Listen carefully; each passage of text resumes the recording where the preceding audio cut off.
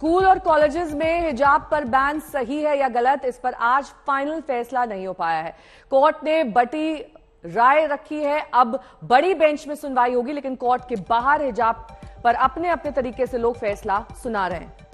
संभल से समाजवादी पार्टी सांसद शफीकुर रहमान बर्क ने हिजाब पर बड़ा बयान दिया। बर्क ने कहा कि अगर लड़कियां बेपर्दा होकर घूमेंगी तो आवारगी बढ़ेगी और हालत बिगड़ेंगे। बीजेपी ने कहा है कि बर्क की सोच तालिबानी है और बस चले तो ये लड़के लड़कियों को कैद कर दें।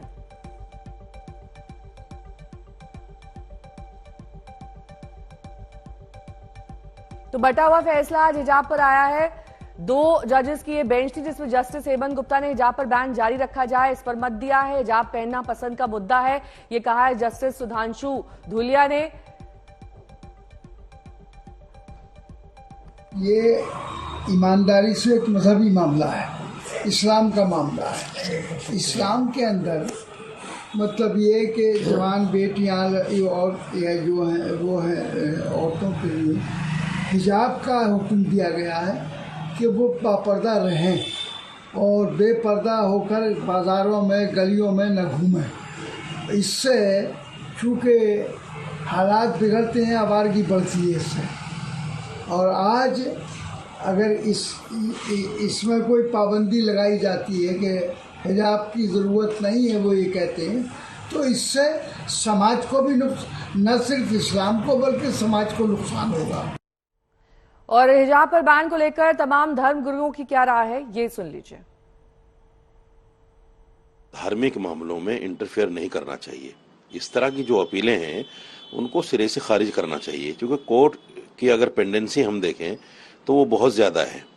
कोर्ट को कहना चाहिए सरकार को साफ तौर से कि ऐसे लोग जो इस तरह की अपील डालते हैं उनको कोई ना कोई पनिशमेंट होना चाहिए, क्योंकि हमारे पास ऑलरेडी बर्डन बहुत ज़्यादा है, बहुत ज़्यादा काम है।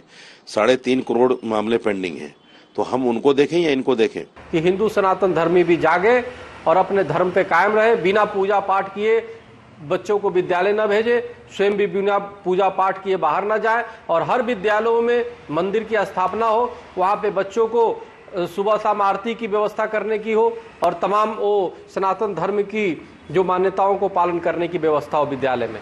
बहुत और धर्मगुरु राशिद फिरंगी महली से बात की है हमारे सहयोगी अभिषेक मिश्रा ने, आपको सुनवाते हैं। कि शैक्षणिक संस्थानों में क्यों, वहां तो एक मॉरल पुलिसिंग की भी बात हो जाती है। जब आप किसी भी स्कूल कॉलेज में पढ़ने जाते हैं तो जाहिर सी बात है, अगर आप 2 व्हीलर से जा रहे हैं तो आप हेलमेट लगा के जा रहे हैं, तो आप ये भी लॉ ले आइए कि आप स्कूल के अंदर इंटर ही नहीं हो सकते हेलमेट लगा करके। फिर ऑलरेडी कोर्ट के सामने हम लोग एडवोकेट्स ने मुख्तलिफ जो दलीलें दी हैं कि किस तरीके से दूसरे मजहब में, चाहे क्रिश्चियनिटी में हो, चाहे सिखिज्म में हो या खुद हिंदू मजहब में हो, जो रिलीजियस चीजें हैं उनको पहन के जाने की इजाजत है, कोई रोक नहीं है। तो फिर सिर्फ मुस्लिम बच्चियों पर ही ये रोक क्यों लगाई जा रही है? और तमाम कोर्ट्स को, तमाम ऑर्गेनाइजेशंस को, तमाम हुकूमतों को एजुकेशन को फरोग देने की बात करनी चाहिए। वहां पर इस तरीके के इश्यूज को एक मुद्दा नहीं बनाना चाहिए। कि बड़ी बेंच में मामले को लेकर के क्लैरिटी होगी, क्योंकि दोनों जो जजेस थे वो यहाँ पर अलग अलग व्यू के थे। एक ने तो रिजेक्ट कर दिया और दूसरे ने कहा कि नहीं, एक जज साहब ने जो राइट टू एजुकेशन को सबसे ज्यादा इंपॉर्टेंस दी है और जाहिर बात एजुकेशन को फरोग देना गवर्नमेंट की भी प्रायोरिटी है, तो इन बातों को भी मद्देनजर रखते हुए हम समझते हैं कि लार्जर बेंच इन मसाइल को संजीदगी से लेगी। क्या ये केवल कर्नाटक का ही मामला है कि उत्तर प्रदेश में भी इसका असर आप देखेंगे? नहीं, अगर सुप्रीम कोर्ट में मामला चल रहा है तो जाहिर सी बात उसका असर पूरे मुल्क पे पड़ेगा, लेकिन जाहिर सी बात जो मामला टेकअप हुआ है वो कर्नाटक हाई कोर्ट से रिलेटेड ही है। तो इस पूरे मामले को लेकर के खालिद रशीद फिरंगी महली भी सीधे तौर पर मानते हैं कि बड़ी बेंच में इसको फैसला आना चाहिए और इस बात को समझा जाए कि धार्मिक मान्यताएं और कितनी जरूरत है अगर हिजाब को लेकर के सवाल खड़े किए जा रहे हैं। इस पूरे मामले पर वकीलों का क्या कुछ कहना है, सुनिए।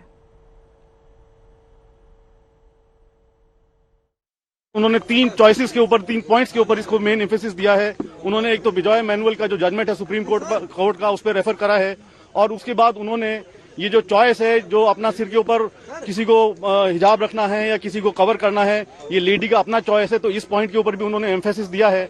और तीसरा पॉइंट जो इम्पोर्टेंट उन्होंने बोला है कि जो बच्चों की तालीम और एजुकेशन का मामला है वो बड़ा इंपॉर्टेंट है और बच्चों की तालीम के लिए हमें ऐसा कोई काम या ऐसी कोई चीज जिसमें उनकी एजुकेशन के ऊपर रुकावट आए, तो उस चीज का उन्होंने एम्फेसिस दिया है कि ऐसा कोई काम जो है उसके खिलाफ है, बच्चे की एजुकेशन के खिलाफ है। जो गर्ल स्टूडेंट्स हैं उनकी क्या उनका जीवन हम इस जजमेंट से किसी तरह आसान कर रहे हैं, इस ऑर्डर से हम आसान कर रहे हैं, क्योंकि उस गर्ल चाइल्ड का, उस गर्ल स्टूडेंट का, उस शिक्षिका का जीवन जो है वो भारत में ऑलरेडी बहुत ज्यादा मुश्किल है। तो उन्होंने कहा कि हम क्या उसके जीवन को आसान कर रहे हैं और मुश्किल कर रहे हैं। एक ये और उसमें एक सवाल लगा के कि वो हिजाब पहन के पढ़ने जा सकती है नहीं जा सकती। तो उन्होंने कहा कि इसलिए उन्होंने कहा कि उसकी शिक्षा के अधिकार के लिए उन्होंने जरूरी पाया कि ये जजमेंट और ये ऑर्डर सेटिस्फाइड किया जाए।